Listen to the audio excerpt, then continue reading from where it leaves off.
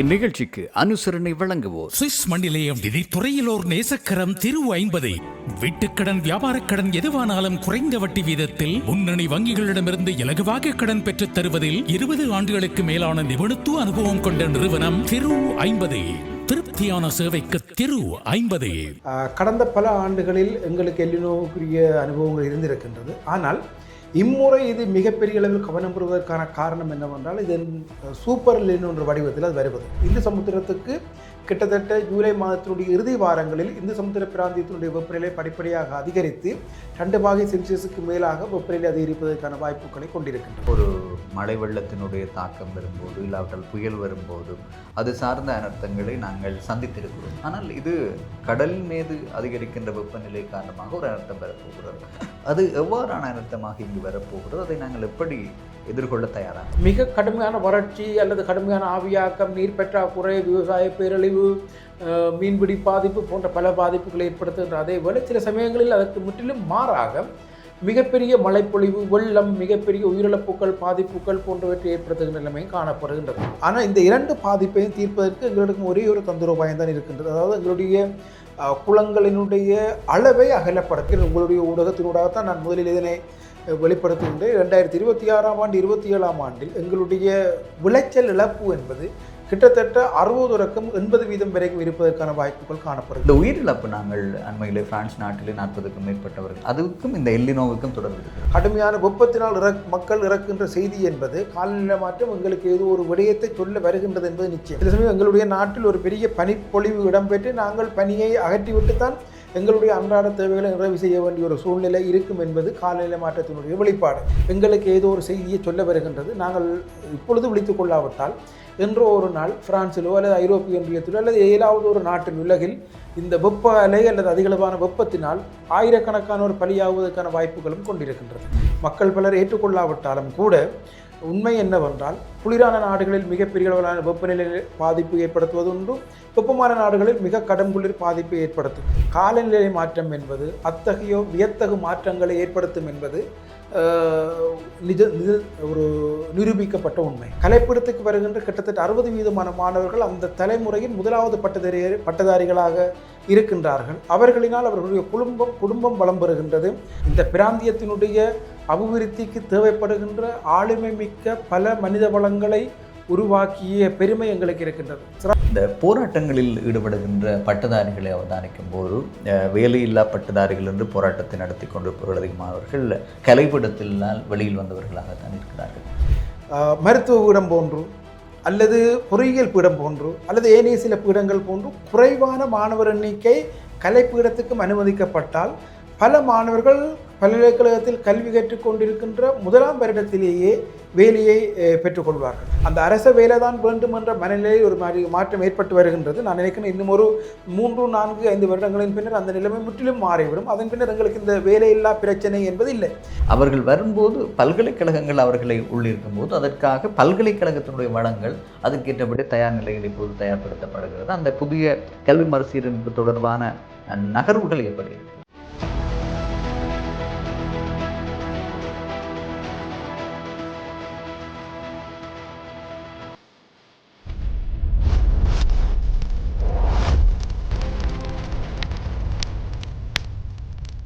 வணக்கம். மற்றும் ஒரு சொல்லாயிரம் நிகழ்ச்சியில் இன்றைய நாளிலும் உங்களை சந்திப்பதன் மகிழ்ச்சி. தொடர்ச்சியாக சொல்லாயிரம் நிகழ்ச்சியில் நாங்கள் அரசியல் பரப்புக்குள் அரசியல் சார்ந்த விடயங்களை பேசி வருகிறோம். இன்று சற்று வித்தியாசமாக உலகளாவிய ரீதியிலே இல்லாவிட்டால் இயற்கையோடு இணைந்த மக்களுக்கு தேவையான நாளாந்தம் நாங்கள் சந்திக்கின்ற இயற்கை சார்ந்த புவியியல் சார்ந்த அமைப்புகள் தொடர்பான விடயத்தோடு நாங்கள் பயணிக்க போகிறோம். குறிப்பாக அது மாத்திரமில்லாமல் பல்கலைக்கழகம் சார்ந்த விடயங்களை பேசிக்கொள்ளப் போகிறோம். யாழ் பல்கலைக்கழகத்தினுடைய கலைப்பீட பீடாதிபதி புவியியல் துறையினுடைய பேராசிரியர் திரு நாகமுத்து பிரதீபராஜ் அவர்கள் இன்றைய சொல்லாயுத நிகழ்ச்சியில் இணைந்து கொள்வார். வணக்கம். வணக்கம். இப்போது செய்திகளை பார்க்கும்போது வெப்பத்தால் உயிரிழப்புகள் அதிகரித்து கொண்டிருக்கிறார். பிரான்ஸை பொறுத்தவரையில் 40க்கும் மேற்பட்டவர்கள் அண்மையிலே இறந்திருக்கிறார்கள். இதற்கு வெப்பமான சூழல். உலக நாடுகள் முழுவதும் இப்போது எல்லினோ தொடர்பான விழிப்புணர்வு கருத்துக்களையும் அது சார்ந்த விழிப்புணர்வுகளையும் மேற்கொள்ளும். இதுவரை காலமும் இல்லாத அளவுக்கு இந்த எல்லினோ தொடர்பான சமுத்திர வெப்பமயமாதல் தொடர்பான விடயம் பேசுபொருளாக மாறுவதற்கு என்ன காரணம்? பொதுவாக எல்லினோ என்பது சமுத்திர மேற்பரப்பில் ஏற்படுகின்ற வெப்பநிலையோடு தொடர்புடையது. அது முற்றிலும் ஒரு இயற்கை ஒரு சார்ந்த தோற்றப்பாடு. ஆனால் கடந்த பல ஆண்டுகளில் எங்களுக்கு எல்லினோவுக்குரிய அனுபவங்கள் இருந்திருக்கின்றது. ஆனால் இம்முறை இது மிகப்பெரிய அளவில் கவனம் பெறுவதற்கான காரணம் என்னவென்றால் இதன் சூப்பர் எல்லினோ என்ற வடிவத்தில் அது வருவது. பொதுவாகவே எல்லினோ என்பது சமுத்திர மேற்பரப்பினுடைய அல்லது கடலினுடைய வெப்பநிலை அதிகரிப்போடு தொடர்பட்ட விடயங்களையே நாங்கள் எல்லினோ என்ற பெயரில் அழைப்பதுண்டு. கடந்த பல ஆண்டுகளாக 1900 ஆண்டிலிருந்து இன்று வரைக்கும் விஞ்ஞான ரீதியாக பதிவு செய்யப்பட்ட பல்வேறு வகைப்பட்ட எல்லினோக்கள் பல ஆண்டு கால பகுதியில் நிகழ்ந்திருக்கின்றன. எங்களை பொறுத்த வரைக்கும் கடந்த 2016 ஆண்டு கூட எல்லினோவினுடைய தோற்றப்பாடு இருந்திருக்கின்றது. ஆனாலும் இம்முறை மிகப்பெரிய அளவில் இந்த எல்லினோ தொடர்பான விடயங்கள் பரவுவதற்கான காரணம் என்னவென்றால் வளமையாக உருவாகின்ற வெப்பநிலையுடைய அதிகரிப்பு என்பது ஒரு 1.5 அல்லது 2 பாகை செல்சியஸாக இருக்க இம்முறை சூப்பர் எல்லினோ என்ற பெயரில் 3.5 பாகை செல்சியஸுக்கு மேலாக வெப்பநிலை அதிகரிக்கும் என எதிர்பார்க்கப்படுவது தான். உதாரணமாக கடந்த 1883 ஆண்டு இந்து சமுத்திர பிராந்தியத்தில் ஒரு சூப்பர் எல்லினோ ஒன்று உருவாகி இருந்தது. அன்றைய காலப்பகுதியில் 3.2 பாகை செல்சியஸ் என்ற அளவில் வெப்பநிலை அதிகரித்திருந்தது. ஆனால் கிட்டத்தட்ட ஒரு 130-140 ஆண்டுகள் கழித்து இம்முறை மீண்டும் அதனை விடவும் சற்று வீரியம் கொண்ட ஒரு எல்லினோவினுடைய எதிர்வு குரல் தான் எல்லினோ தொடர்பான விடயங்கள் மக்கள் மத்தியில் பரவலடைந்திருக்கிறதுக்கான மிக பிரதானமான காரணம். இப்போது அதனுடைய நிலவரம் எப்படி இருக்கிறது? அது ஆரம்பித்து விட்டதா, இல்லாவிட்டால் ஒரு ஆரம்ப நிலையில் இருக்கிறதா? ஆரம்பித்து விட்டது. கடந்த ஜூன் மாதம் 16ஆம் தேதியிலிருந்து பசிபிக் சமுத்திரத்தினுடைய மேற்பரப்பு வெப்பநிலை படிப்படியாக அதிகரித்து இன்றைய தினம் 0.9 பாகை செல்சியஸாக அதிகரித்திருக்கின்றது. இந்த நிலைமை ஜூலை மாதத்தினுடைய பிற்பகுதியில், குறிப்பாக ஜூலை மாதத்தினுடைய 20ஆம் தேதியிலிருந்து இது கிட்டத்தட்ட 2.8 பாகை செல்சியஸாக அதிகரிக்கும் என எதிர்பார்க்கப்படுகிறது. அத்தோடு ஜூலை மாதத்தினுடைய 2வது கிழமையிலிருந்து பசிபிக் சமுத்திரத்திலிருந்து, தற்பொழுது பசிபிக் சமுத்திரத்தில் உருவாகி இருக்கின்றது, இது பசிபிக் சமுத்திரத்திலிருந்து ஏனைய சமுத்திரங்களுக்கு விரிவடைந்து எங்களை பொறுத்த வரைக்கும், அதாவது இந்து சமுத்திரத்துக்கு கிட்டத்தட்ட ஜூலை மாதத்தினுடைய இறுதி வாரங்களில் இந்து சமுத்திர பிராந்தியத்தினுடைய வெப்பநிலை படிப்படியாக அதிகரித்து 2 பாகை செல்சியஸுக்கு மேலாக வெப்பநிலை அதிகரிப்பதற்கான வாய்ப்புகளை கொண்டிருக்கின்றது. இதுக்கு முதல் இந்த நிலவரம் எப்படி இருந்தது? இத்தனை ஆண்டுகளுக்கு முதல் இவ்வாறான ஒரு நெருக்கடி வந்தது, இல்லாவிட்டால் இதுதான் இவ்வாறு அதிகமாக பேசப்படுகிறது? பொதுவாக ஒரு பிரதேசத்தில் எல்லினோ என்பது 3 தொடக்கம் 7 ஆண்டுகள் என்ற ஒரு காலச்சக்கரத்தில் தோற்றம் பெறுவது வழமையானது. இது முற்றுமுழுதாகவே ஒரு இயற்கை சார்ந்த தோற்றப்பாடு. ஆனால் கடந்த காலங்களில், அதாவது குறிப்பாக இந்த வானிலை சார்ந்த விடயங்களில் நவீன தொழில்நுட்பங்கள் அறிமுகப்படுத்தப்பட்டதன் பிற்பட்ட காலப்பகுதிகளில் தோற்றம் பெறுகின்ற சூப்பர் எல்லினோ என்ற வகையில், அத்தோடு இது உலகம் முழுவதையும் பாதிக்கும் என்ற வகையிலும், அத்தோடு இதனுக்கு எதிர்வு கூறப்பட்டிருக்கின்ற வெப்பநிலை மிக கூடியதான அளவு இருக்கும் என்ற அடிப்படையிலும் இந்த எல்லினோ என்பது முற்காலங்களில் ஏற்பட்டிருந்த எல்லினோவை விட மிக தீவிரமானதாக அல்லது மிக அதிக அளவிலான பாதிப்பை ஏற்படுத்தக்கூடியதாக இருக்கும் என்று பல வானிலை சார்ந்த திணைக்களங்கள் எதிர்வு கூறலை வெளியிட்டிருக்கின்றன. எங்களை பொறுத்த வரைக்கும் எங்களுக்கு கிட்டத்தட்ட 1883ஆம் ஆண்டுக்கு பின்னர், கிட்டத்தட்ட நான் நினைக்கின்ற ஒரு 129-130 ஆண்டுகளுக்கு பிறகு தோற்றம் பெறுகின்ற ஒரு மிகப்பெரிய அளவிலான வெப்பநிலையை கொண்டிருக்கின்ற எல்லினோ என்ற வகையில் இது எங்களுக்கு பல வகைகளில் முக்கியத்துவம் பெற்றதாக காணப்படுகின்றது. அனுசரணை வழங்கிக் கொண்டிருப்போர் சுவிஸ் மண்ணிலேயும் நிதித்துறையிலோர் நேசக்கரம் திரு 50. வீட்டுக்கடன், வியாபாரக் கடன் எதுவானாலும் குறைந்த வட்டி வீதத்தில் முன்னணி வங்கிகளிடமிருந்து இலகுவாக கடன் பெற்றுத் தருவதில் 20 ஆண்டுகளுக்கு மேலான நிபுணத்துவ அனுபவம் கொண்ட நிறுவனம் திரு 50. திருப்தியான சேவைக்கு திரு 50. சாதாரணமாக ஒரு மழை வெள்ளத்தினுடைய தாக்கம் வரும்போது, இல்லாவிட்டால் புயல் வரும்போதும் அது சார்ந்த அனர்த்தங்களை நாங்கள் சந்தித்திருக்கிறோம். ஆனால் இது கடல் மீது அதிகரிக்கின்ற வெப்பநிலை காரணமாக ஒரு அனர்த்தம் வரப்போகிறது.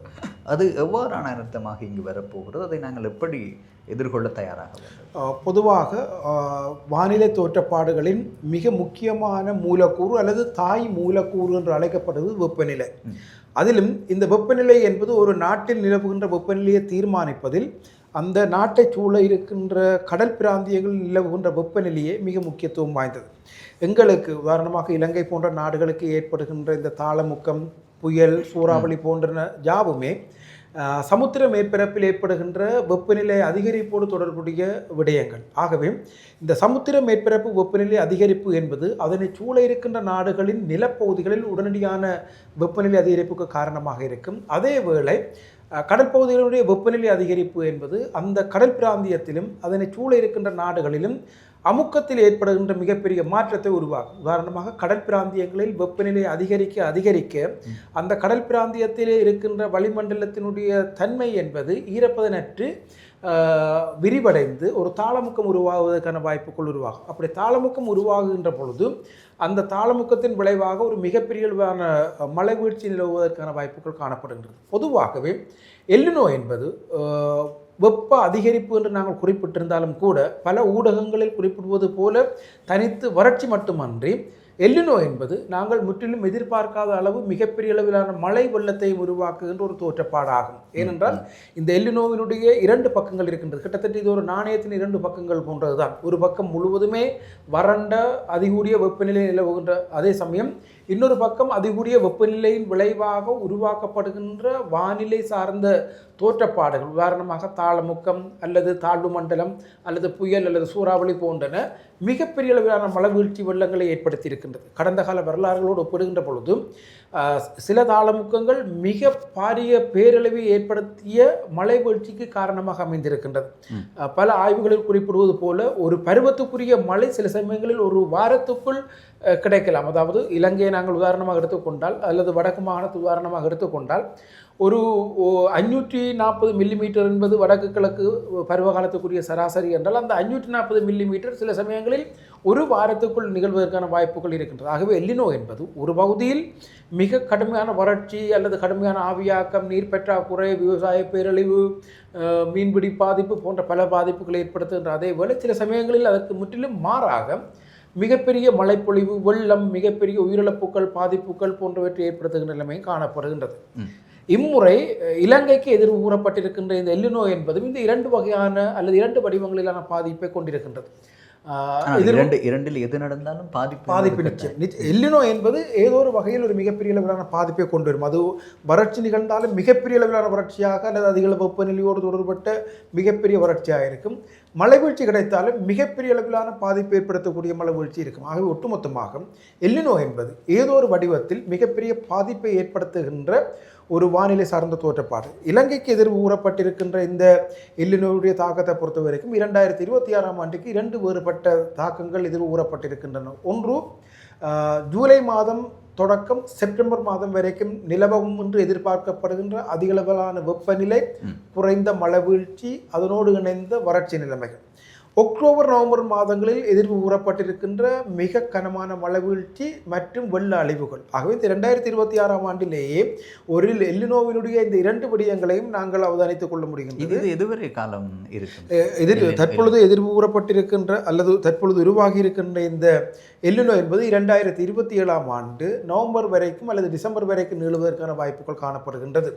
ஒரு நீண்ட கால வானிலை மாதிரிகளின் அடிப்படையில் கிட்டத்தட்ட குறைந்தது 19 மாதங்களுக்கு இந்த எல்னினோவினுடைய நிலைமைகள் எங்களுடைய இந்து சமுத்திர கடற்பிராந்தியத்தில் நிலவும் என்று எதிர்பார்க்கப்படுகின்றது. இது வெள்ளப்பெருக்கு நீங்கள் சொல்வது போல அனர்த்தம் என்று வந்தால் நாங்கள் ஏற்கனவே அதை சந்தித்தது அனுபவம் இருக்கிறது. அதுபடி நாங்கள் அதை நெறிப்படுத்திக் கொள்ளக்கூடிய வாய்ப்பு இருக்கிறது. வறட்சி ஒன்று வரும்போது தான் எங்களுக்கு மிக பெரும் ஒரு நெருக்கடி வரப்போகிறது. பொருளாதார ரீதியிலும் சரி, விவசாய நடவடிக்கைகளும் சரி, நீர்நிலைகளிலும் சரி இந்த பிரச்சனை வரப்போகிறது. இப்போது இருக்கின்ற மிக பெரும் பிரச்சனையாக பார்க்கப்படுகின்ற விடயம் நீர்நிலை பிரச்சனை இருக்கிறது. கால்நடைகளுக்காக இருக்கலாம், மனிதர்கள் உபயோகித்ததாக இருக்கலாம், நிலத்தடி நீர் பிரச்சனையாக இருக்கலாம், இல்லை கடல் நீரை நன்னீராக்குவதாக இருக்கலாம், இரணைமடு நீரை கொண்டு வருகின்ற விடயமான பல விடயங்கள் இந்த நீர்நிலைகளை மையப்படுத்தி தான் இருக்கிறது. இந்த வறட்சியான நெருக்கடிகளுக்கு மத்தியிலே எமது நீர்நிலைகள் எப்படி இருக்கிறது, அதை நாங்கள் ஏற்கனவே எந்த வளத்தில் வைத்திருக்கிறோம்? நிச்சயமாக எங்களுடைய நீங்கள் கூறுவது வடக்கு பிராந்தியத்தினுடைய வடக்கு கிழக்கு பொறுத்தவரையில் உண்மையில் கடந்த வடகிழக்கு பருவ காலத்தில் கிடைத்த அதிகளவான மழை வீழ்ச்சியும் அதற்கு பின்னர் இடையிடையே கிடைத்திருந்த மழை வீழ்ச்சியும் எங்களுடைய தரை மேற்பரப்பு நீர்நிலைகளையும் தரைக்கீழ் நீர்நிலைகளையும் ஓரளவுக்கு சிறப்பாக பேணுவதற்கு உதவி இருந்தது. ஆனால் எதிர்வு கூறப்பட்டிருக்கின்ற வறட்சி காலத்தில் வடக்கு மற்றும் கிழக்கு மாகாணங்கள் சார்ந்து மிக குறைவளவான மழையே பதிவு செய்யப்படும். அதேவேளை அதிகளவிலான ஆவியாக்கம் நிகழும் என்று எதிர்பார்க்கப்படுகின்றது. ஆகவே இந்த எல்னினோ உருவாகியதன் பின்னர் மிக சடுதியாக அல்லது மிக வேகமாக எங்களுடைய நீர் மேற்பரப்பு நீர்நிலைகள் தங்களுடைய நீரை மிக வேகமாக இழந்துவிடும். அதேபோல் தரைக்கீழ் நீரும் ஆவியாக்கத்தின் விளைவாக மிக கணிசமான அளவு குறைந்துவிடும். ஆகவே இந்த நிலைமை எங்களை பொறுத்த வரைக்கும் ஒரு தீவிரமானதாக மாற்றம் பெறும். ஏனென்றால் எங்களுடைய பிராந்தியத்தில் இருக்கின்ற தரை மேற்பரப்பு நீர்வளங்கள் முழுவதுமே கடுமையான ஆவியாக்கத்தால் பாதிக்கப்படுவதற்கான வாய்ப்புகள் காணப்படுகின்றது. அதே போன்று தரைக்கீழ் நீர்நிலைகளும் மிக வேகமாக இழப்பதற்கான வாய்ப்புகள் காணப்படுகின்றது. ஏனென்றால் நீருக்கு ஏற்படுகின்ற மிகப்பெரிய இழப்பு என்பது அதிகரித்த அளவிலான ஆவியாக்கத்தோடு தொடர்புடையது. ஆவியாக்கம் என்பது இரண்டு வேறுபட்ட காரணிகளால் தூண்டப்படும். ஒன்று மிக கடுமையான வெயில், இரண்டாவது மிக கடும் வேகத்தில் வீசுகின்ற காற்று. இந்த இரண்டுமே அதிகளவிலான ஆவியாக்கத்திற்கு காரணமாக அமையும். அந்த அடிப்படையில் எதிர்வு கூறப்பட்டிருக்கின்ற இந்த எல்னினோ என்பது உண்மையிலே எங்களுடைய நீர்நிலைகளை மிகப்பெரிய அளவில் பாதிக்கும். குறிப்பாக எங்களுடைய நீர்நிலைகளை அடிப்படையாக வைத்துக்கொண்டு நடைபெறுகின்ற இந்த குடிநீர் விநியோகம் மிக மோசமாக பாதிக்கப்படும். குறிப்பாக இரண்டமடு அல்லது கிளிநொச்சி குளங்களை அல்லது கரும்புள்ளியான் குளம் அல்லது கல்மடு குளம் போன்ற குளங்களை அடிப்படையாக கொண்ட நீர் விநியோகம் முற்றிலும் பாதிக்கப்படும். அதே போன்ற கிழக்கு மாகாணத்திலும் உன்னிச்சை போன்ற குளங்களை அடிப்படையாக கொண்டு மேற்கொள்ளப்படுகின்ற நீர் விநியோகம் மிகப்பெரிய அளவு பாதிப்பை கொண்டிருக்கும். ஏனென்றால் வறட்சி நிலவும் என்று எதிர்பார்க்கப்படுகின்ற ஆகஸ்ட் மாதத்தினுடைய நடுப்பகுதியிலிருந்தே பெருமளவு நீரற்ற அல்லது நீர் மிக குறைவான நிலைமைகளை இந்த மேற்பரப்பு நீர்நிலைகள் கொண்டிருக்கும். அதேபோல் தரைக்கீழ் நீர்நிலைகளும் சில குறிப்பாக அதிகளவில் வெயில் காரணமாக மணல் பிராந்தியங்களை அண்மித்த இடங்களில் இருக்கின்ற தரை மேற்பரப்பு நீர்நிலைகள் அல்லது தரைக்கீழ் நீர்நிலைகளும் மிக வேகமாக இழப்பதற்கான வாய்ப்புகள் காணப்படும். ஆனால் உண்மையில் எங்களுக்கு ஒரு மிகப்பெரிய சவாலான காலகட்டமாக இருக்கும். இது எங்களுக்கு மட்டுமல்ல, அல்லது வடக்கு கிழக்கு பிராந்தியங்களுக்கு மட்டுமல்ல, இலங்கைக்கு இந்த தரை மேற்பரப்பு நீர்வளங்கள் அல்லது தரைக்கீழ் நீர்வளங்கள் தொடர்பாக ஒரு மிகப்பெரிய நெருக்கடியை இந்த எல்னினோ ஏற்படுத்தும் என்பது உறுதி. இந்த நேரத்தில் தான் எங்களுடைய குளங்களை தூர்வாருகின்ற செயற்பாடுகளாக இருக்கலாம். ஏற்கனவே அழிந்து போய் எல்லாவற்றில் நிரப்பப்பட்டிருக்கின்ற குளங்கள் இல்லாமல் போயிருக்கின்ற குளங்களுக்கான தேவைகளை நாங்கள் இந்த நேரத்தில் உணர நிச்சயமாக இதை விவசாய அமைச்சோ இல்லாவற்ற அந்த துறை சார்ந்தவர்களோ இந்த விடயங்களில் எவ்வாறு கரிசனை கொள்ளுவாங்க? உண்மையில் என்னை பொறுத்த வரைக்கும் எங்களுடைய பிராந்தியத்தில் இந்த எல்னினோவினுடைய எந்த பாதிப்பு வந்தாலும், அதாவது அது கடும் மழை வெள்ளம் வந்தாலும் சரி அல்லது கடும் வறட்சி வந்தாலும் எதுவென்றாலும் பாதிப்பை உருவாகும். ஆனால் இந்த இரண்டு பாதிப்பையும் தீர்ப்பதற்கு எங்களுக்கு ஒரே ஒரு தந்திரோபாயம் தான் இருக்கின்றது. அதாவது எங்களுடைய குளங்களினுடைய அளவை அகலப்படுத்துதல் என்பது உண்மையில் ஆழப்படுத்துவதில்லை. ஏனென்றால் குளங்களை பொறுத்த வரைக்கும் குளங்கள் என்பவை அவற்றினுடைய நீர் தேங்குவதற்காக ஒரு வகையான களியின் மேல்தான் நீர் தேங்குவதுண்டு. அந்த களியை நாங்கள் அது வறண்ட பொழுது நாங்கள் உடைந்து பொறுக்கு என்ற பெயரில் நாங்கள் பார்ப்பதுண்டு. அந்த களிதான் அந்த பிரதேசத்தில் தரைக்கீழ் நீரை அல்லது தரை மேற்பரப்பு நீரை சேமிப்பதற்கான மிக பிரதானமான அடிப்படை. ஆகவே நாங்கள் குளங்களை தூர்வாருகின்ற பொழுது அந்த களியை அகற்றாமல் அதில் படிந்திருக்கின்ற அல்லது கொண்டு வந்து படியவிடப்பட்டிருக்கின்ற அடையல்கள், குப்பைகள், கூலங்கள் போன்றவற்றை நீக்கி அந்த குளங்களின் கொள்ளளவை அதிகரிப்பதற்காக அகலப்படுத்துவதனூடாக மிக கடுமையான மழைவீழ்ச்சி காலங்களில் மழை நீர் குடியிருப்பு பகுதிகளுக்கு தேங்காமல் அந்த குளங்களில் தேங்கி வெள்ள அனர்த்தத்தை தணிக்கும். அதேபோல் அதிகளவான நீரை நாங்கள் சேமித்து வைத்திருந்தால் வறட்சி காலத்தில் எங்களுக்கு அது உதவும். ஆகவே உண்மையில் 2026ஆம் ஆண்டு முன்மொழியப்பட்டிருக்கின்ற அல்லது எதிர்வு கூறப்பட்டிருக்கின்ற வறட்சியை நாங்கள் ஓரளவுக்கு தாங்கினாலும் கூட 2027ஆம் ஆண்டு பெரும்பாலான மாதங்களில் கடுமையான வறட்சி நிலவும் என எதிர்பார்க்கப்படுகின்றது. ஆகவே அந்த வறட்சியை நாங்கள் எதிர்கொள்ளக்கூடிய வகையில் ஏற்கனவே எதிர்கூறப்பட்டிருக்கின்றது போன்று அக்டோபர் நவம்பர் மாதங்களில் அதிகளவான மழை கிடைக்கும். ஆகவே இந்த அக்டோபர் நவம்பர் மாதங்களில் கிடைக்க இருக்கின்ற மழையை நாங்கள் சேமித்து 2027ஆம் ஆண்டினுடைய முழு காலப்பகுதிக்கும் நாங்கள் பயன்படுத்த வேண்டும். சில சமயங்களில் மழைவீழ்ச்சி அறவே இல்லாமல் போகாது. ஆனால் 2027ஆம் ஆண்டினுடைய இரண்டாவது இடைப்பருவத்திலோ அல்லது வடகல் பருவத்திலோ, ஏன் சில சமயங்களில் 2026ஆம் ஆண்டினுடைய வடகல் பருவத்திலேயோ நாங்கள் எதிர்பார்க்கின்ற அளவை விட மிக குறைவான மழைவீழ்ச்சி கிடைப்பதற்கான வாய்ப்புகளே இந்த எல்னினோவினால் உருவாக்கப்படும். ஆகவே அதன் விளைவாக எங்களுக்கு ஒரு மிகப்பெரிய அளவிலான நீர் நெருக்கடி ஏற்படும். உண்மையில் இந்த நீர் நெருக்கடி என்பது எங்களுடைய பல்வேறு விடயங்களை பாதிக்கும். ஆகவே நாங்கள் அது தொடர்பாக விழிப்பாக இருக்க வேண்டும். என்னை பொறுத்தவரைக்கும் நீங்கள் கேட்டது போன்று அரசு திணைக்களங்களும் தனியார் நிறுவனங்களும் அரசு சார்பற்ற அமைப்புகளும் உள்ளூரில் இயங்குகின்ற சமூக மட்ட அமைப்புகளும் ஒன்றாக இணைந்து அல்லது எல்லா தரப்பும் ஒன்றாக இணைந்து இந்த எல்னினோவை எதிர்கொள்வதற்கான மிக குறைந்த செலவுடனான தந்திரோபாயங்களில் நாங்கள் மிக கூடியளவு கரிசனை கொண்டு செயற்படுத்துவதனூடாக இந்த எல்னினோவை ஓரளவுக்கேனும் வெற்றிகரமாக எதிர்கொள்ள முடியும். அனுசரணை வழங்கிக் கொண்டிருப்போர் சுவிஸ் மண்ணிலே நிதித்துறையிலோர் நேசக்கரம் திரு 50 வீட்டுக்கடன் வியாபாரக்கடன் எதுவானாலும் குறைந்த வட்டி வீதத்தில் முன்னணி வங்கிகளிடமிருந்து இலகுவாக கடன் பெற்றுத் தருவதில் 20 ஆண்டுகளுக்கு மேலான நிபுணத்துவ அனுபவம் கொண்ட நிறுவனம் திரு 50. திருப்தியான சேவைக்கு திரு 50. விவசாயம் இதிலே எந்த அளவுக்கு பாதிப்பை சந்திக்க போகிறது? நிச்சயமாக நான் நேற்றைய தினம் ஒரு மாதிரியாக்கம் ஒன்றை மேற்கொண்டிருந்தேன். அந்த மாதிரியாக்கத்தின் முடிவினை காணுகின்ற பொழுது எனக்கு ஒரு மிகப்பெரிய கவலை இருந்தது. 2026ஆம் ஆண்டு 27ஆம் ஆண்டு நான் நினைக்கிறேன் உங்களுடைய ஊடகத்தினூடாகத்தான் நான் முதலில் இதனை வெளிப்படுத்துகின்றேன். 2026ஆம் ஆண்டு 27ஆம் ஆண்டில் எங்களுடைய விளைச்சல் இழப்பு என்பது கிட்டத்தட்ட 60% வரைக்கும் இருப்பதற்கான வாய்ப்புகள் காணப்படுகின்றது. ஆகவே உண்மையில் அவ்வாறு அந்த மாதிரியின்படியே நிகழ்வுகள் எல்லினோவினால் நிகழ்ந்தால் ஒரு மிகப்பெரிய அளவிலான உணவு தானிய நெருக்கடியை நாங்கள் எதிர்கொள்வோம். எங்களை பொறுத்தவரைக்கும் நாங்கள் பல்வேறு வகைப்பட்ட பொருளாதார அல்லது விவசாயம் சார்ந்த உற்பத்திகளில் இன்னமும் தன்னிறைவை பெறவில்லை. பல விடயங்களில் நாங்கள் இன்னமும் இறக்குமதிகளிலேயே தங்கியிருக்கின்றோம்.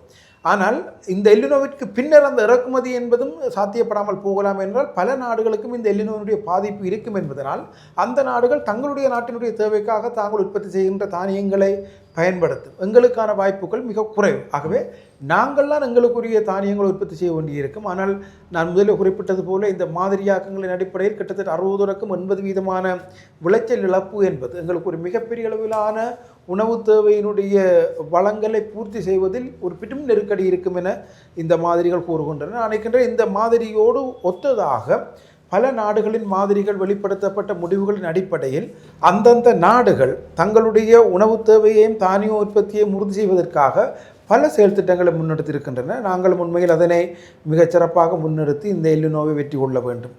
உலகளாவிய ரீதியில் இப்போது பேசுபொருளாக இருக்கின்ற முக்கியமான விடயமாக இருக்கிறது. சில வேளைகளில் சில காலநிலை மாற்றம் அந்தந்த பரப்புக்கும் அந்தந்த பிரதேசத்துக்கும் சொந்தமானதாக இருக்கும். இப்போது எல்லினோ தொடர்பான பேசுபொருள் விடயம் என்பது உலகளாவிய ரீதியில் இப்போது அதிகமாக கரிசனைக்குள்ள ஆரம்பித்திருக்கார்கள். அதற்கு நீங்கள் குறிப்பிட்டது போல விவசாய பொருட்களில் நாங்கள் எதிர்நோக்க போகின்ற நெருக்கடியை இனி வருகின்ற காலநிலை ஏற்று அதை நாங்கள் தயார்படுத்தாவிட்டால் மிக பெரும் நெருக்கடி நாங்கள் சந்திக்க போகிறோம். இவ்வாறு காலநிலை சார்ந்த விடைப்பிறப்பிலே நாங்கள் இதை அவதானிக்கக்கூடியதாக இருக்கிறது.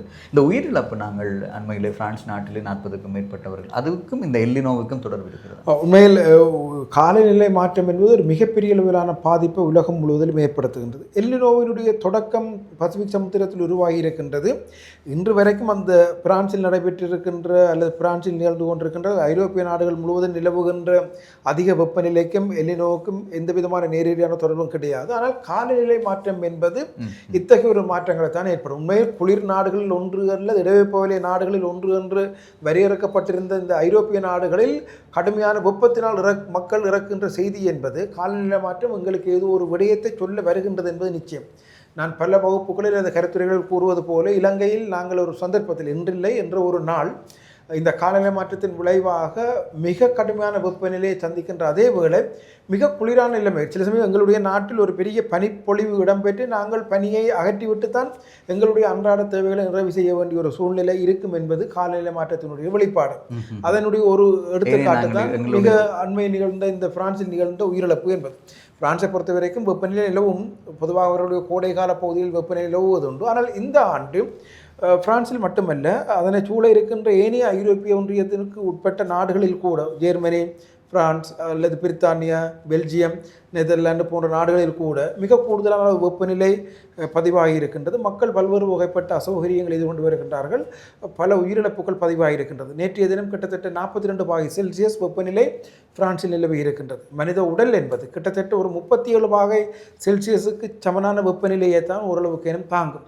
ஆனால் இந்த 42°C என்பது மனிதர்களால் அல்லது மனித தோலினால் அல்லது மனித உடலினால் உணர முடியாத பல அசௌகரியமான பாதிப்புகளை ஏற்படுத்தக்கூடிய வெப்பநிலை. அந்த வெப்பநிலை நேற்று நிலவி இருக்கின்றது. உண்மையில் இது காலநிலை மாற்றம் என்ற விடயம் அல்லது இந்த இயற்கை எங்களுக்கு ஏதோ ஒரு செய்தியை சொல்ல வருகின்றது. நாங்கள் இப்பொழுது விழித்துக் கொள்ளாவிட்டால் என்றோ ஒரு நாள் பிரான்சிலோ அல்லது ஐரோப்பிய ஒன்றியத்திலோ அல்லது ஏழாவது ஒரு நாட்டில் உலகில் இந்த வெப்ப அலை அல்லது அதிகளவான வெப்பத்தினால் ஆயிரக்கணக்கானோர் பலியாகுவதற்கான வாய்ப்புகளும் கொண்டிருக்கின்றது. நீங்கள் ஒரு விடயத்தை குறிப்பிட்டிருந்தீர்கள். எமது நாட்டிலும் கூட இந்த பனிப்பொழிவு அதிகரிக்கும், பனி சர்க்கிள்களை தட்டி கொண்டு தான் நாங்கள் பயணிக்க வேண்டிய சூழ்நிலை இருக்கும். எங்களுடைய உறவுகள் புலம்பெயர் நாட்டில் இருப்பவர்கள் சொல்ல கேள்விப்பட்டிருப்போம், வெளியிலே வந்து காரை பார்த்தால் பனி மூடி இருக்கும், நடக்க முடியாது, ஓடுபாதை எல்லாம் அப்படி இருக்கும். அந்த சூழ்நிலை எமது நாட்டில் வருமா? என்னென்றால் காலநிலை மாற்றம் என்பது இரண்டு விடயங்களில், ஒன்று வெப்பமான நாடுகளில் மிக அதிகளவிலான குளிரை உருவாக்கலாம். குளிரான நாடுகளில் மிக அதிகமான வெப்பநிலை உருவாக்கலாம். நான் சில ஆய்வுகளை படித்திருக்கின்றேன். சஹாரா பாலைவனம் ஒரு மிகச்சிறந்த மழைவளம் மிக்க பிரதேசமாக இந்த காலநிலை மாற்றத்தினால் உருவாக்கப்படலாம் என்ற செய்திகளையும் அல்லது தந்த தகவல்களையும் படித்திருக்கின்றேன். ஆனால் அண்மைத்த சில ஆண்டுகளாக எங்களுடைய மத்திய மாகாணத்தில், குறிப்பாக நுவரெலியா மாவட்டத்தில் அதிகாலை வேளைகளில் மிக அதிக அளவிலான பனிப்படிவுகள் இடம்பெற்றிருப்பதனை மக்கள் புகைப்படம் எடுத்து அதனை பகிர்வதையும் காண முடிகின்றது. இதனுடைய இந்த தகவல்கள், இந்த விடயங்கள் சொல்ல வரும் செய்தி என்னவென்றால், என்றோ ஒரு நாள், அது இப்பொழுது அல்ல, அல்லது இன்னும் 5-10 வருடங்கள் இல்லை, என்றோ ஒரு நாள் ஒரு மிகப்பெரிய அளவிலான பனிப்பொழிவை இலங்கை சந்தித்தாலும் ஆச்சரியப்படுவதற்கு இல்லை. ஏனென்றால் காலநிலை மாற்றம் என்பது அத்தகைய ஒரு விடயத்தை தான் கொண்டிருக்கின்றது.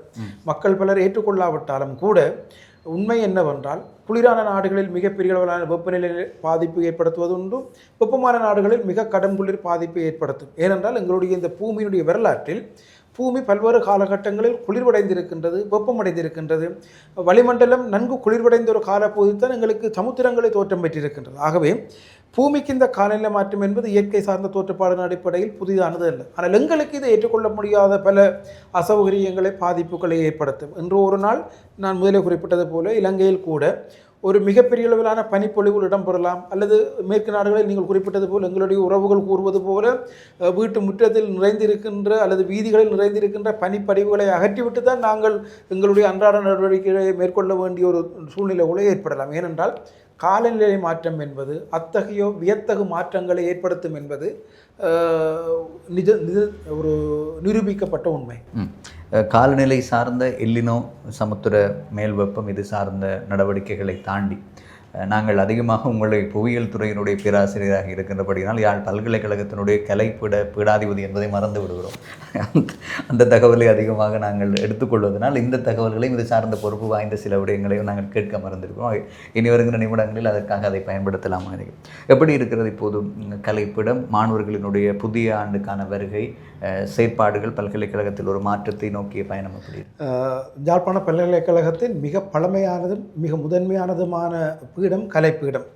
மாணவர்களின் எண்ணிக்கை, ஆசிரியர்களின் எண்ணிக்கை, பாடங்கள், துறைகளின் எண்ணிக்கை, கற்பிக்கப்படுகின்ற சிறப்பு கலை பாடங்களின் எண்ணிக்கை என்ற அடிப்படையில் ஒரு மிகப்பெரிய பீடமாக கலைப்பீடம் காணப்படுகின்றது. இந்த நாட்டில் அல்லது இன்று சர்வதேசத்தில் புகழ்பெற்று விளங்குகின்ற பல ஆளுமைகளை உருவாக்கிய பீடம் என்ற வகையில் கலைப்பீடம் எப்பொழுதும் ஒரு பெருமையான பீடமாகவே இருக்கின்றது. இதற்கு அப்பால் ஒரு சமூக கட்டமைப்பில் மாற்றத்தை ஏற்படுத்தக்கூடிய வல்லமை கொண்ட பீடமாக எங்களுடைய பீடம் தான் இருக்கின்றது. ஏனென்றால் எங்களுடைய பீடத்திற்கு கல்வி கற்க வருகின்ற பல மாணவர்கள் நடுத்தர அல்லது வறுமையான குடும்பத்தைச் சேர்ந்தவர்கள். அவர்களுக்கு நாங்கள் வழங்குகின்ற கல்வியினூடாக அவர்கள் பெறுகின்ற பட்டம் அவர்களுடைய குடும்பத்தில் மிகப்பெரிய அளவிலான மாற்றங்களை ஏற்படுத்துகின்றது. அவர்கள் சார்ந்த சமூகத்துக்கு மிகப்பெரிய மாற்றம் ஏற்படுத்துகின்றது. உண்மையில் ஏனைய துறைகள் சார்ந்து வருகின்ற மாணவர்களை பொறுத்தவரையில் அவர்கள் ஒரு 2ஆம் தலைமுறை அல்லது 3ஆம் தலைமுறை பட்டதாரிகளாக இருப்பார்கள். ஆனால் கலைப்பீடத்துக்கு வருகின்ற கிட்டத்தட்ட 60% மாணவர்கள் அந்த தலைமுறையின் 1வது பட்டதாரிகளாக இருக்கின்றார்கள். அவர்களினால் அவர்களுடைய குடும்பம் பலம் பெறுகின்றது, அவர்களினால் அவர்களுடைய சமூகம் பலம் பெறுகின்றது. ஆக ஒரு மிகப்பெரிய சமூக கட்டமைப்பு சார்ந்த மாற்றத்தை ஏற்படுத்துகின்ற பீடம் என்ற வகையிலும், இன்னமும் எங்களுடைய தேசம் சார்ந்து சிந்திக்கின்ற, சமூகம் சார்ந்து சிந்திக்கின்ற மாணவர்களையும் ஆசிரியர்களையும் கொண்டிருக்கின்ற பீடம் என்ற வகையிலும், ஏனைய பீடங்களோடு ஒப்பிடுகின்ற பொழுது மிக அதிகளவிலான பழைய மாணவர்கள், உண்மையில் மிக பெருமையாக குறிப்பிட வேண்டிய விடயம் என்னவென்றால், கலைப்பீடத்தில் கல்வி கற்ற பல மாணவர்கள் இலங்கையினுடைய மிக முக்கியத்துவம் வாய்ந்த துறைகளில் மிக உயர் பதவிகளிலும் உயர் நிலைமைகளிலும் இருக்கின்றார்கள். அதே போன்று புலம்பெயர்ந்த நாடுகளிலும் தங்களுடைய திறமையினாலும் தங்களுடைய ஆளுமையினாலும் மிகப்பெரிய திறமை சார்ந்து தொழிற்படுகின்ற அல்லது அந்தந்த துறைகளில் கோலோச்சுகின்ற பல மாணவர்களை உருவாக்கிய பெருமை யாழ்ப்பாண பல்கலைக்கழக கலைப்பீடத்துக்கு சேரும். அனுசரணை வழங்கிக் கொண்டிருப்போர் சுவிஸ் மண்ணிலேயும் நிதித்துறையிலோர் நேசக்கரம் திரு 50. வீட்டுக்கடன், வியாபாரக்கடன் எதுவானாலும் குறைந்த வட்டி வீதத்தில் முன்னணி வங்கிகளிடமிருந்து இலகுவாக கடன் பெற்றுத் தருவதில் 20 ஆண்டுகளுக்கு மேலான நிபுணத்துவ அனுபவம் கொண்ட நிறுவனம் திரு 50. திருப்தியான சேவைக்கு திரு 50. எங்களை பொறுத்தவரையில் எங்களுடைய பீடம்தான் இலங்கையினுடைய நிர்வாக சேவை சார்ந்த அதிகளவான உத்தியோகத்தர்களை, திட்டமிடல் சேவை சார்ந்த அதிகளவான உத்தியோகத்தர்களை அல்லது வெளிநாட்டு சேவை சார்ந்த அதிகளவான உத்தியோகத்தர்களை உருவாக்கி இருக்கின்றது. எல்லாவற்றுக்கும் மேலாக மிகப்பெரிய அளவிலான ஆசிரியர் வளத்தை உருவாக்கிய பீடமாகவும் எங்களுடைய பீடம் காணப்படுகின்றது. எங்களுடைய பீடத்தை பொறுத்தவரைக்கும் இந்த தேசத்தினுடைய, இந்த பிராந்தியத்தினுடைய அபிவிருத்திக்கு தேவைப்படுகின்ற ஆளுமை மிக்க பல மனித வளங்களை உருவாக்கிய பெருமை எங்களுக்கு இருக்கின்றது. சிறப்பாக அதிகூடிய அளவிலான மாற்றுத்திறனாளி மாணவர்களை சமூகத்தில் ஒரு மிக முக்கியமான பிரஜைகளாக உருவாக்குகின்ற பொறுப்பையும் இலங்கையிலேயே அதிகூடிய அளவிலான மாற்றுத்திறனாளி மாணவர்களுக்கு கல்வியையும் அவர்களுடைய வாழ்வின் முன்னேற்றத்தையும் வழங்குகின்ற ஒரு பீடமாக எங்களுடைய பீடம் காணப்படுகின்றது. கிட்டத்தட்ட தற்பொழுது ஒரு 48க்கும் மேற்பட்ட மாற்றுத்திறனாளி மாணவர்கள் எங்களுடைய கலைப்பீடத்தில் கல்வி கற்றுக் கொண்டிருக்கின்றார்கள். எதிர்வரும் ஜூலை மாதத்தினுடைய 20ஆம் தேதி 2024ஆம் ஆண்டு 25ஆம் ஆண்டு கல்வியாண்டுக்குரிய மாணவர்களுக்குரிய புகுமுக மாணவர்களுக்கான வகுப்புகளை நாங்கள் ஆரம்பிக்க எண்ணியிருக்கின்றோம்.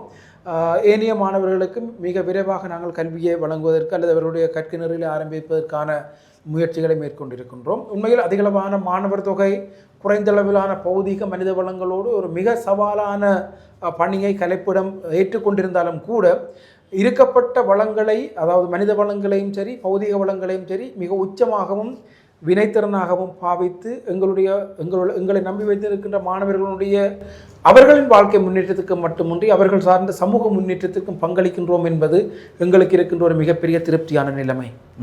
இவ்வாறு கலைப்பிடம் பல விடயங்களை உள்ளடக்கியிருந்தாலும் இந்த போராட்டங்களில் ஈடுபடுகின்ற பட்டதாரிகளை அவதானிக்கும் போது வேலையில்லா பட்டதாரிகள் என்று போராட்டத்தை நடத்தி கொண்டிருப்பவர்கள் அதிகமானவர்கள் கலைப்பிடத்தினால் வெளியில் வந்தவர்களாகத்தான் இருக்கிறார்கள். அவர்களுக்கான சரியான இடம் கிடைப்பதில்லையா? இல்லாவிட்டால் அவர்களை கற்பிக்கின்ற பாடநெறிகள் ஊடாக அவர்கள் தெரிவு செய்கின்ற விடயத்திற்கான இடம் வெளியில் இல்லாமல் இருக்குது, இல்லாட்டி அரசினுடைய வேலை நிரப்பினுடைய அந்த படிமுறைகள் ஏற்படுகின்ற தாக்கமாக இதுக்கான காரணம் இல்லை. உண்மையில் இதற்குரிய அடிப்படை காரணம் என்னவென்றால் மிக அதிகளவிலான மாணவர்கள் கலைப்பீடத்திற்கு உள்வாங்கப்படுவது. கலைப்பீடத்துக்கு 2 வகையான மாணவர்கள் இருக்கின்றார்கள். உதாரணமாக எங்களுக்கு ஒரு ஆண்டுக்கு யாழ்ப்பாண பல்கலைக்கழக கலைப்பீடத்துக்கு கிட்டத்தட்ட ஒரு 550-600 மாணவர்கள் இணைக்கப்படுகின்றார்கள். கிட்டத்தட்ட அதற்கு சமனான வகையில் அல்லது அதற்கு சற்று கூடுதலான எண்ணிக்கையில் வெளிவாரி மாணவர்களும் எங்களுக்கு வந்து சேர்க்கின்றார்கள். ஆகவே எங்களை பொறுத்த உண்மையில் நான் ஒரு விடயத்தை குறிப்பிட வேண்டும் என்னவென்றால் மருத்துவ பீடம் போன்று அல்லது பொறியியல் பீடம் போன்று அல்லது ஏனைய சில பீடங்கள் போன்று குறைவான மாணவர் எண்ணிக்கை கலைப்பீடத்துக்கும் அனுமதிக்கப்பட்டால் பல மாணவர்கள் பல்கலைக்கழகத்தில் கல்வி கற்றுக்கொண்டிருக்கின்ற 1ஆம் வருடத்திலேயே வேலையை பெற்றுக்கொள்வார்கள். ஆனால் அவ்வாறு இல்லாமல் கலைப்பீடத்துக்கு மிக அதிகளவிலான பட்டதாரி மாணவர்கள், நாங்களும் அதை நாங்கள் ஏற்றுக்கொள்கிறோம். ஏனென்றால் எங்களை பொறுத்த வரைக்கும் நாங்கள் ஒரு சமூக சேவையை மேற்கொள்ளுகின்ற ஒரு பீடம் என்ற அடிப்படையில் அதிகளவான மாணவர்கள் வருகின்ற பொழுதும் நாங்கள் ஏற்றுக்கொள்வோம். என்றால் நாங்கள் ஒரு சமூகம் சார்ந்த கட்டமைப்புக்கு அல்லது ஒரு இலங்கையினுடைய ஆளுமை சார்ந்த பட்டதாரி மாணவர்கள் உருவாக்குவதற்கு பங்களிக்கின்றோம் என்று. ஆகவே உண்மையில் முதலாவது விடயம் அவர்கள் வேலையேற்றி இருப்பதற்கான முதலாவது விடயம் என்னவென்றால் மிக அதிகளவிலான கலைப்பீடம் சார்ந்த அல்லது கலைத்துறை சார்ந்த பட்டதாரிகள் உருவாக்கப்படுவது. ஏனென்றால் சகல பீடங்களிலும் இலங்கையினுடைய சகல பீடங்களிலும் கலைப்பீடத்திற்கு உள்வாரியான மாணவர்கள் வருகின்ற அதே வேளை வெளிவாரி மாணவர்களும் வருகின்ற சூழ்நிலை காணப்படுகின்றது. ஆனால் இதே நிலைமை மருத்துவ பீடத்துக்கோ அல்லது பொறியியல் பீடத்துக்கோ இல்லை. ஏனென்றால் அவர்கள் வெறுமனே உள்வாரி மாணவர்களாக மட்டுமே குறிப்பிட்ட எண்ணிக்கையிலான தொகையினர் மட்டுமே அனுமதிக்கப்படுகின்றார்கள். உதாரணமாக இலங்கையில் ஒரு மருத்துவ பீடம் என்பது ஒரு கிட்டத்தட்ட 2500-3000 மாணவர்களுக்கு மட்டுமே சேவை வழங்குகின்ற ஒரு பீடமாக காணப்படுகின்றது. ஆனால் எங்களுடைய யாழ்ப்பாண பல்கலைக்கழக கலைப்பீடத்தில் மட்டுமே நாங்கள் தற்பொழுது 3620 மாணவர்களை கொண்டிருக்கின்றோம். இதுதான் இலங்கையினுடைய ஏனைய அரச பல்கலைக்கழகங்களிலும் கலைப்பீட மாணவர்களுடைய நிலைமை. கிட்டத்தட்ட 17 அரச பல்கலைக்கழகங்களில் ஒரு 15 பல்கலைக்கழகங்களில் கலைப்பீடம் சார்ந்த மாணவர்கள் கற்கின்றார்கள், கலைத்துறை சார்ந்த மாணவர்கள் கற்கின்றார்கள். அவர்களுக்கு சமனான எண்ணிக்கையில் வெளிவாரி மாணவர்களுக்கும் நாங்கள் சேவைகளை வழங்கி கொண்டிருக்கின்றோம். ஆகவே அதிகளவிலான மாணவர்கள் உற்பத்தியாகுவது அல்லது அதிகளவான மாணவர்களை நாங்கள் உருவாக்குகின்றோம் என்பது அவர்களுக்கான வேலைவாய்ப்புக்கான பிரச்சனையாக காணப்படுகின்றது. இதை பல்கலைக்கழக மானியங்கள் ஆணைக்குழுவோ இல்லாவிட்டால் கல்வித்துறை சார்ந்த திணைக்களங்களோ இதை அவதானத்தில் எடுப்பதில்லை. இந்த நெருக்கடி தொடர்ந்து கொண்டு நிச்சயமாக பலர் யாழ்ப்பாணத்தினுடைய மட்டுமன்றி இலங்கையினுடைய சகல பல்கலைக்கழகங்களில் கலைப்பீடம் சார்ந்த மாணவர்கள் அதிகளவில் வேலையேற்றி இருக்கின்றார்கள் என்று குறிப்பிடுகின்றார்கள். ஆனால் அதற்கு பின்னால் கலைப்பீடத்தில் எவ்வளவு மாணவர்கள் கற்கின்றார்கள். எங்களுக்கும் இப்போ மருத்துவ பீடத்தை போல பொறியியல் பீடத்தை போல அதே அளவு எண்ணிக்கையில் தான் கலைப்பீடத்துக்கு மாணவர்கள் வருவார்கள் என்றால் உண்மையிலே நான் ஏற்கனவே குறிப்பிட்டது போல 1ஆம் வருடத்திலேயே பல மாணவர்கள் வேலையை பெற்று விடுவார்கள். எங்களுக்கு பிரச்சனை என்னவென்றால் கிட்டத்தட்ட ஒவ்வொரு ஆண்டும் மிக ஆயிரக்கணக்கான அளவு பட்டதாரிகள் வெளியேற்றுகின்றோம். ஆகவே இது எங்கே பிரச்சனை என்றால், பல்கலைக்கழகங்களுக்கு மாணவர்களை அனுமதிக்கும் பொழுது நாங்கள் கலைப்பிடத்தில் அதிகளவான மாணவர்கள் அனுமதிப்பை ஏற்றுக்கொள்கின்றோம். ஏனென்றால் பல மாணவர்களுக்கான ஒரு வாய்ப்பை வழங்குகின்ற சூழ்நிலையை நாங்கள் ஏற்படுத்துகின்றோம். ஆகவே இன்று முதல் நான் உண்மையில் இந்த நிகழ்வுநூறாக மக்களை கேட்டுக்கொள்வது என்னவென்றால், நாங்கள் மிக அதிக அளவிலான மாணவர்கள் உற்பத்தி ஆக்குகின்றோம். கிட்டத்தட்ட யாழ்ப்பாண பல்கலைக்கழகத்தில் மட்டுமே 3000 கலைப்பிடத்தின் உள்வாரி மாணவர்கள் இருக்கின்ற அதே வேளை 2000க்கு மேற்பட்ட வெளிவாரி மாணவர்கள் இருக்கின்றார்கள். ஆனால் நாங்கள் அவர்களையும் உள்வாங்குகின்றோம். ஏனென்றால் ஓரளவுக்கேனும் கல்வி பொதுத்தராதர உயர்தரத்தில் சித்தி பெற்றவர்கள் ஏதோ ஒரு பல்கலைக்கழக வாய்ப்பை பெற்றுக்கொள்ள வேண்டும் என்ற அந்த ஒற்றை நோக்கத்துக்காகத்தான் நாங்கள் வெளிவாரி மாணவர்களையும் உள்வாங்குகின்றோம். எங்களை பொறுத்தவரையும் நாங்கள் ஒரு பீடம் சார்ந்து அவர்களுக்கு ஒரு பட்டத்தை வழங்குகின்றோம். அந்த பட்டம் என்பது ஒரு வாகனம் செலுத்துவதற்கான சாரதி அனுமதி பத்திரம் போன்றது, அது ஒரு லைசன்ஸ் போன்றது. அந்த லைசன்ஸை வைத்துக்கொண்டு அவர்கள் தங்களுடைய தனிப்பட்ட முயற்சிகளாலும் தங்களுடைய மனப்பாங்கை மாற்றுவதனால், உண்மையில் அந்த அரசு சேவை என்றால் அரசு சேவையில் மட்டும்தான் நாங்கள் வேலைக்கு போவோம் என்ற அந்த மனப்பாங்கை கலைத்துறை சார்ந்த பட்டதாரிகள் மாற்றிக்கொள்ள வேண்டும். நான் நினைக்கிறேன் அதில் ஒரு பெரிய முன்னேற்றத்தை நாங்கள் அடைந்திருக்கின்றோம். அந்த மனநிலை இப்பொழுது பல மாணவர்களிடம் இல்லை. சுயதொழிலை மேற்கொள்கின்றார்கள், தாங்களாகவே தங்களுடைய தொழிலை தேடிக்கொள்கின்றார்கள். பல மாணவர்கள் ஏனையவர்களுக்கு வேலை கொடுக்கின்ற துறைகளை உருவாக்கி இருக்கின்றார்கள். பல கலைப்பிடத்தினுடைய பல மாணவர்கள் தற்பொழுது கற்றுக்கொண்டிருக்கின்ற பல மாணவர்கள் கூட விவசாயத்தில் மிகச்சிறந்த அளவிலான நிலைமை கொண்டிருக்கின்றார்கள். பல மாணவர்கள் வெளிநாட்டு நிறுவனங்களுக்கு சேவைகளை வழங்குகின்ற நிறுவனங்களை உருவாக்கி இருக்கின்றார்கள். புதிய புதிய தொழில் முயற்சிகளை மேற்கொண்டிருக்கின்றார்கள். ஆக நான் நினைக்கின்றேன் அந்த அரச வேலை தான் வேண்டும் என்ற மனநிலையில் ஒரு மாற்றம் ஏற்பட்டு வருகின்றது. நான் நினைக்கிறேன் இன்னும் ஒரு 3, 4, 5 வருடங்களின் பின்னர் அந்த நிலைமை முற்றிலும் மாறிவிடும். அதன் பின்னர் எங்களுக்கு இந்த வேலையில்லா பிரச்சனை என்பது இல்லை. எங்களை பொறுத்தவரை இன்னும் ஒரு விடயம் இதில் இருக்கிறது. இந்த வேலையில்லா பிரச்சனை தீர்வதற்கு தற்போது இந்த கல்வி அமைச்சில் அவர்கள் தற்போதைய அரசினுடைய கல்வி அமைச்சிலே புதிய கல்வி மறுசீரமைப்பு திட்டம் ஒன்றை அறிமுகப்படுத்தியிருந்தார்கள். தரம் 1, தரம் 6, தரம் 1லிருந்து தரம் 5, தரம் 6லிருந்து தரம் 9, தரம் 9லிருந்து 11, அதற்கு பிறகு உயர்தரத்திலே இன்னும் சில பிரிவுகளை உள்ளிட்டிருந்தார்கள். அது தொழிற்கல்வியை நோக்கி இல்லாவிட்டால் கற்றுக்கொண்ட 9ஆம் ஆண்டு 10ஆம் ஆண்டில் அவர்கள் தங்களுடைய துறையை நோக்கி திரும்பி செல்வதற்கான வாய்ப்பை உருவாக்கலாம் என்று அவர்கள் வரும்போது பல்கலைக்கழகங்கள் அவர்களை உள்ளிருக்கும் போது அதற்காக பல்கலைக்கழகத்தினுடைய வளங்கள் அதுக்கேற்றபடி தயார் நிலையில் இப்போது தயார்படுத்தப்படுகிறது. அந்த புதிய கல்வி மறுசீரமைப்பு தொடர்பான நகர்வுகள் எப்படி இருக்கு? அனுசரணை வழங்கிக் கொண்டிருப்போர் சுவிஸ் மண்ணிலேயும் நிதித்துறையிலோர் நேசக்கரம் திரு 50. வீட்டுக்கடன், வியாபாரக் கடன் எதுவானாலும் குறைந்த வட்டி வீதத்தில் முன்னணி வங்கிகளிடமிருந்து இலகுவாக கடன் பெற்றுத் தருவதில் 20 ஆண்டுகளுக்கு மேலான நிபுணத்துவ அனுபவம் கொண்ட நிறுவனம் திரு 50. திருப்தியான சேவைக்கு திரு 50. மிக கலைப்பிடத்தை பொறுத்த வரைக்கும் மிக நீண்ட காலமாகவே இருக்கின்ற பிரச்சனை, கலைப்பிடத்தில் பௌதிக வளங்களும் சரி மனித வளங்களும் சரி மிகப்பெரிய அளவில் முன்னேற்றத்தை பெறவில்லை. கடந்த 10-15 ஆண்டுகளாக ஒரே அளவிலான பௌதீக மனித வள வசதிகளே இருக்கின்றன. ஆனால் ஆண்டுக்கு ஆண்டு பல்கலைக்கழகமான மானியங்கள் ஆணைக்குழு மாணவர்கள் எண்ணிக்கை அதிகரிக்கின்றது. ஒரு கலைப்பீட பீடாதிபதியாக இந்த மாணவர்களுக்கு தேவைப்படுகின்ற மிக அடிப்படையான வசதிகளை வழங்குவதில் நான் ஒரு மிகப்பெரிய சவாலை எதிர்கொள்கின்றேன். குறிப்பாக யாழ்ப்பாண பல்கலைக்கழக கலைப்பீடம் 17 துறைகளை உள்ளடக்கி இருக்கின்றது. 22 பாடங்களில் சிறப்பு மற்றும் பொதுக்கலைகளை வழங்கி வருகின்றோம். அத்தனை வசதிகளுக்கு அத்தனை மாணவர்களுக்கு ஏற்ற வகையில் நான் ஏற்கனவே குறிப்பிட்டது போல 3000க்கு மேற்பட்ட மாணவர்கள் இருக்கின்றார்கள். பல வகுப்புகளில் 180க்கு அல்லது 200க்கு மேற்பட்ட மாணவர்கள் இருக்கின்றார்கள். ஆகவே அந்த மாணவர்களுக்கான விரிவுரைகள் அவர்களுக்கான அடிப்படை வசதிகள் வழங்குவதில் ஒரு மிகப்பெரிய சவாலை எதிர்கொள்கின்றோம். ஆனாலும் அந்த சவால்களை வெற்றி கொண்டு ஓரளவுக்கேனும் வெற்றி கொண்டு எங்களுடைய மாணவர்களை ஆளுமை மிக்கவர்களாக நாங்கள் மாற்றுகின்ற பல செயற்பாடுகளில் எங்களை ஈடுபடுத்தி வருகின்றோம். ஆகவே நான் ஏற்கனவே குறிப்பிட்டது போன்று அவர்களுக்கு வேலையில்லா பிரச்சனை அல்லது எங்களுக்கு பல நெருக்கடிகள் இருந்த பொழுதும் கூட எங்களுடைய சமூகத்திற்கும் எங்களுடைய மக்களுக்கும் நாங்கள் சேவை செய்கின்றோம் என்ற அந்த திருப்தியோடு நாங்கள் அவர்களை உள்வாங்கி அவர்களுக்கான கல்விகளை போதித்து அவர்களை ஒரு ஆளுமை மிக்க பட்டதாரிகளாக உருவாக்கி எங்களுடைய தேசத்திற்கும் பிராந்தியத்திற்கும் பல வழிகளில் உதவக்கூடிய வகையில் நாங்கள் அவர்களை உருவாக்குகின்றோம். சரி, நிகழ்ச்சியினுடைய நிறைவாக இன்று ஞாயிற்றுக்கிழமை காலநிலை தொடர்பான விடயத்திற்கு மீண்டும் நான் உங்களை அழைத்து செல்கிறேன்.